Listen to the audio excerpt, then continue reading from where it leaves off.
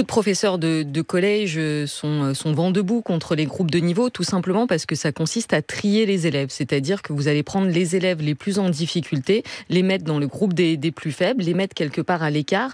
On a vu aussi ces derniers temps dans les collèges que dans ce groupe des plus faibles, il pouvait y avoir les élèves en situation de handicap, les élèves allophones, c'est-à-dire ceux qui sont en train d'apprendre le français, parce que tous ces élèves ont des difficultés. Et ça heurte fondamentalement notre identité de professeur. On n'a pas choisi d'être professeur pour trier nos élèves. On n'a pas choisi d'être professeur pour reléguer nos élèves dans un groupe. On a choisi d'être enseignant pour tous les faire réussir. Et il y a l'idée quand même d'avoir un accompagnement avec moins d'élèves par classe. C'est en ce moment justement que les proviseurs, les principaux sont en train de préparer la rentrée prochaine, savoir combien ils vont avoir de classes d'enseignants. Est-ce qu'ils ont, comme promis par le Gabriel Attal, quand il était ministre de l'Éducation, des enseignants en plus pour faire ces groupes de niveau? En tout cas, on se souvient tous des belles paroles de Gabriel Attal, mais confronté à la réalité, encore une fois, on se rend compte que le compte n'est pas bon. Là, aujourd'hui, on nous annonce des groupes de niveau dont certains seront parfois à des effectifs plus élevés que dans des classes. On nous annonce aussi que pour faire les groupes de niveau,